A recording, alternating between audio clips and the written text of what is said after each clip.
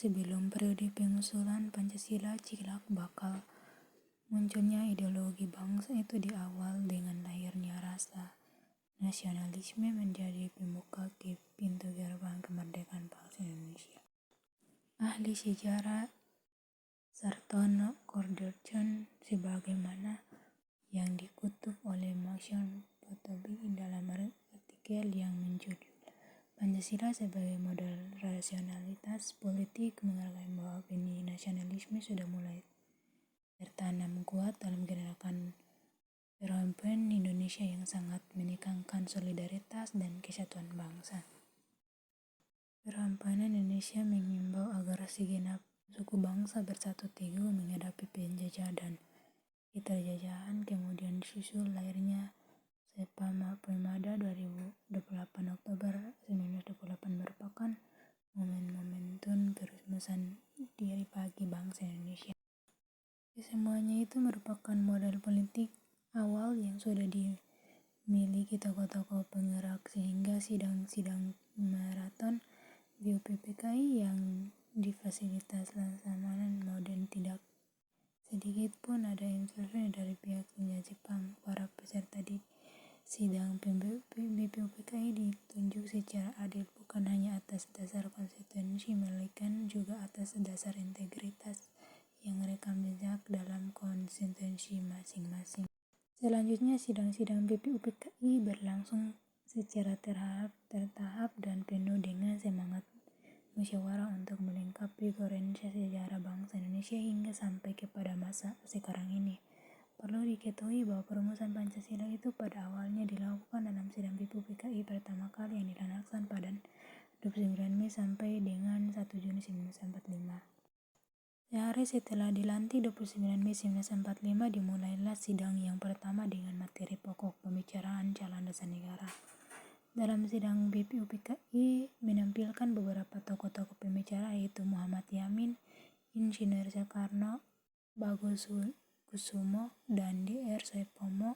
Keempat tokoh tersebut menyampaikan usulan tentang dasar negara menurut pandangannya masing-masing. BPUPKI dibentuk oleh pemerintah penduduk Jepang pada 29 April 1945 dengan jumlah anggota 60 orang. Badan ini diketuai oleh Dr. Rajiman Widodendron yang didampingi oleh 2 orang ketua muda atau wakil ketua yaitu Raden Panji Suroso dan Ishon Haushin. Orang Jepang. BPUPKI dilantik Letjen Kumatshin Harado. Meskipun demikian, perbedaan pendapat di antara mereka tidak mengurangi semangat persatuan dan kesatuan demi mewujudkan Indonesia merdeka. Sikap toleransi yang berkembang di kalangan para pendiri negara seperti inilah yang seharusnya perlu diwariskan pada generasi berikut termasuk kita.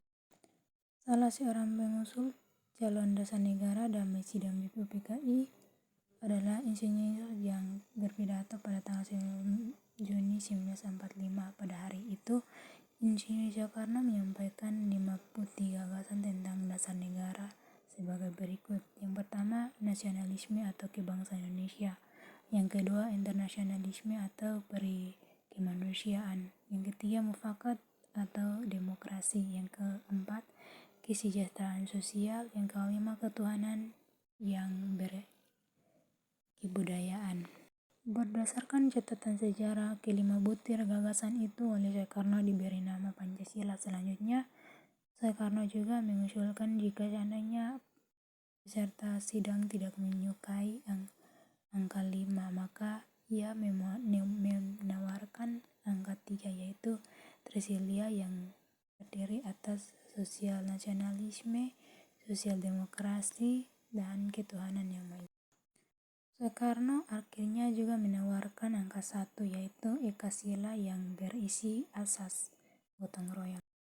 Sejarah mencatat bahwa pidato lisan Soekarno inilah yang di kemudian hari diterbitkan oleh Kementerian Pendidikan Republik Indonesia dalam bentuk buku yang berjudul Lahirnya Pancasila 1947. Setelah pidato Soekarno, sidang menerima usulan nama Pancasila bagi dasar filsafat negara oleh Soekarno dan kemudian dibentuk panitia kecil berjumlah 8 orang yaitu Ki Bagus Hadi Sumo, K.H. Wadiusin, Muhammad Yamin, Sutarjo A.H.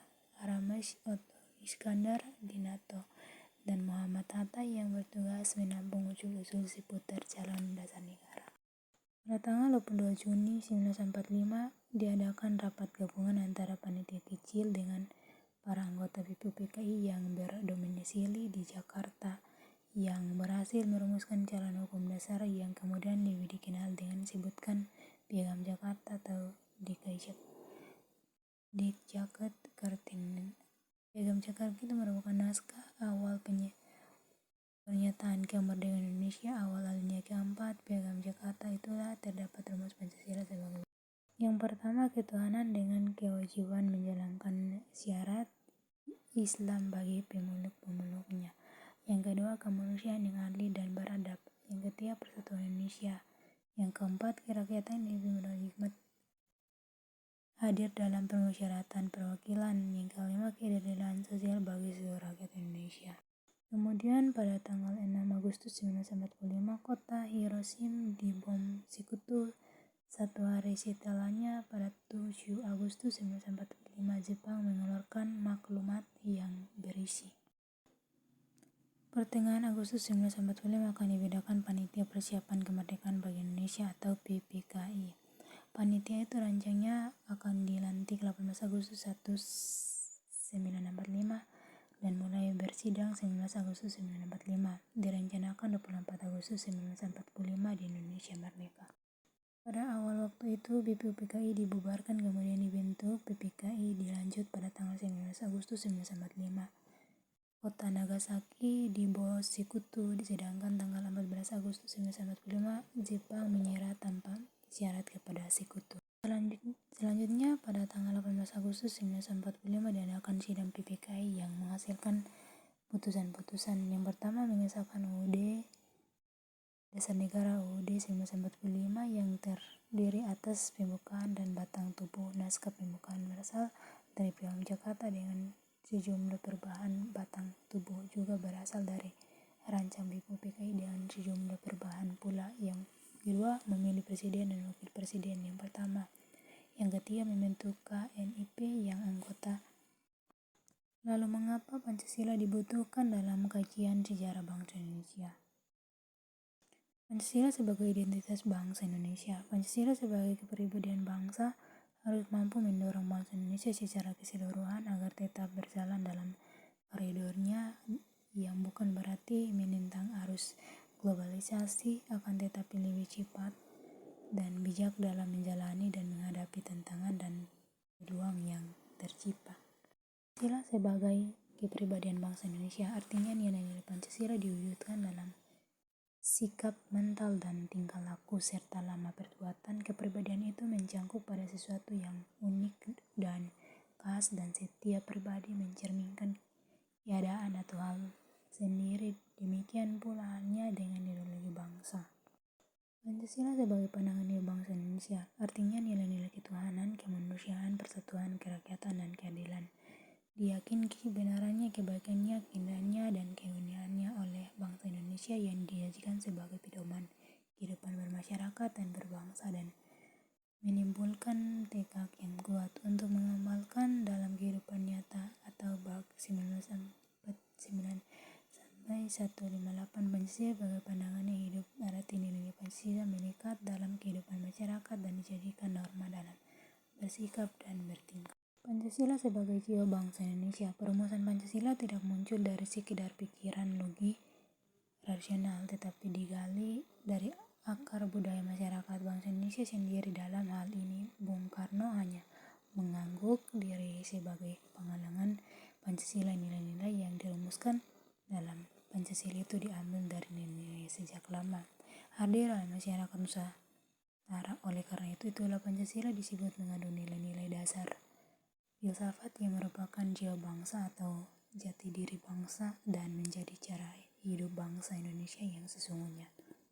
Pancasila sebagai perjanjian luhur. Perjanjian luhur artinya nilai-nilai Pancasila sebagai jiwa bangsa dan kepribadian bangsa, kesepakatan oleh para pendiri negara sebagai dasar negara Indonesia atau Berakhir 1996 669.